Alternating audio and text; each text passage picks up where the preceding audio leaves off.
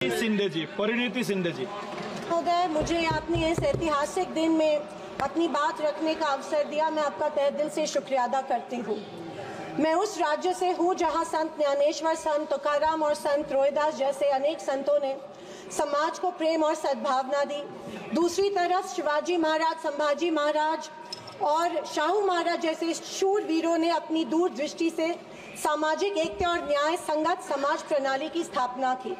मैं उस महाराष्ट्र की पुत्री हूँ जहाँ महिलाओं के अधिकार सुनिश्चित करने हेतु अनेक आंदोलन द्वारा महात्मा ज्योतिबा फुले, क्रांति ज्योति सावित्रीबाई फुले जैसे समाज सुधारकों ने समाज को एक नई दिशा दी।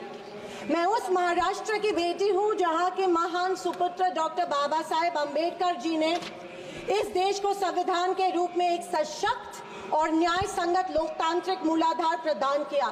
पर आज उसी महाराष्ट्र में बीजेपी के सरकार के शपथ विधि के बिल्कुल 5 दिन बाद उसी संविधान की प्रत की विटंबना की जाती है। मैं इस बात का निषेध करती हूँ। परभणी जिले में संविधान के प्रत की विटंबना की गई। संविधान के हीरक महोत्सव के उपलक्ष्य में जब मेरे विचार रखने का मौका मुझे मिला तो मैं ये जरूर कहूंगी कि संविधान सिर्फ एक किताब या नियमों की एक संगति सूची नहीं है, बल्कि मेरी जान है संविधान, मेरी पहचान है संविधान और इस देश की आत्मा है संविधान। दूसरी तरफ आजादी के 50 साल बाद तक अपने तिरंगे को और संविधान को न मानने वाले सत्ता पक्ष के लोग इस देश की उसी आत्मा को कमजोर और खोखला करने की साजिश कर रहे हैं।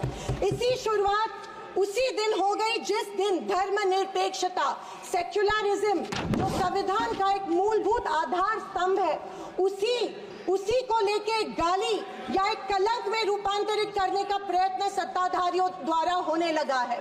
सेक्युलरिज्म को आज भी इस भारत देश की पहचान है, उसे सत्ताधारी पक्ष एक कमजोरी कर रहे हैं या एक बीमारी साबित करने की होड़ में लग गए हैं।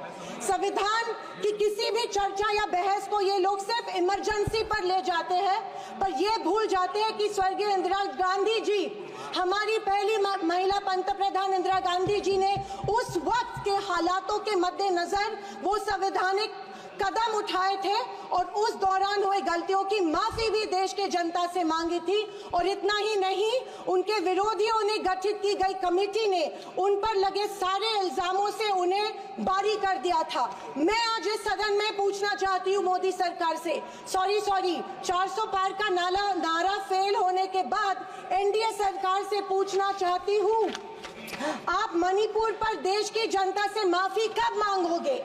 आप किसान आंदोलन में शहीद हुए 700 से अधिक किसानों के परिवारों की माफी कब मांगोगे? नोटबंदी के चलते हजारों लोगों के परिवार और छोटे कारोबार बंद हुए, उसके लिए माफी कब मांगोगे? हाथरस के लिए, उन्नाव के लिए आप माफी कब मांगोगे?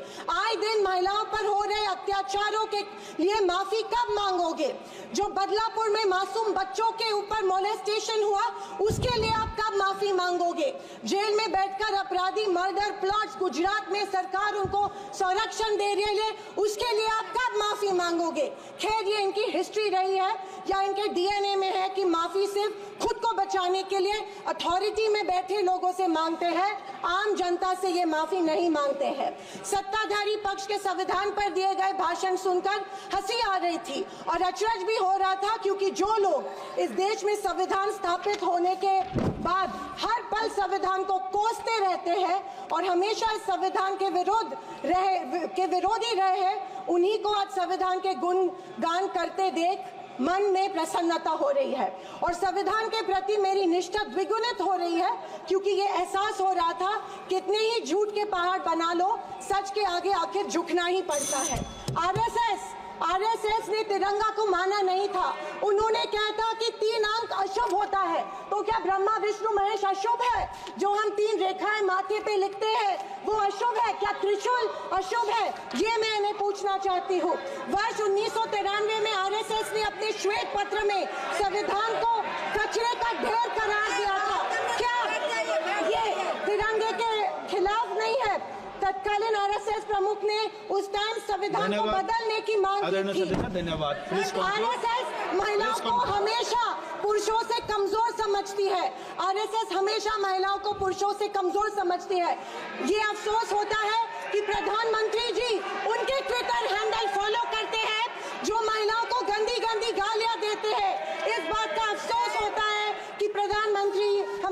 के प्रधानमंत्री ये करते हैं।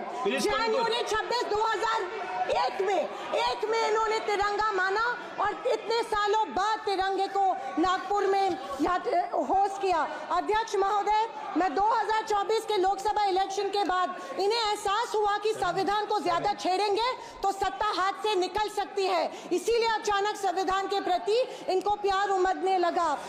अध्यक्ष महोदय, विशेष रूप से राजनाथ सिंह जी ने, मैं उनका सम्मान करती हूँ, बयान में जाने अनजाने आजादी के बाद से लेकर 2014 तक सारी कांग्रेस सरकारों को ऐसे सर्टिफिकेट दे दिया जिसे कोई झूठला नहीं सकता।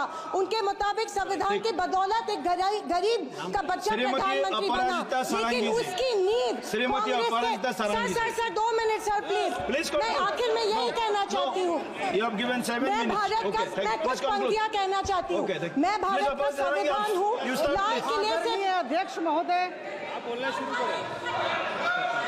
हिंदी की एक प्रसिद्ध कविता की कुछ पंक्तियों से। एक सेकंड, मैं भारत का संविधान हूँ, लाल किले से बोल रहा हूँ। मैंने तो समता सौंपी थी, तुमने फर्क व्यवस्था कर दी। मैंने न्याय व्यवस्था दी थी, तुमने नर्क व्यवस्था कर दी। हर मंजिल ठहरी कर डाली, गंगा भी मैली कर डाली।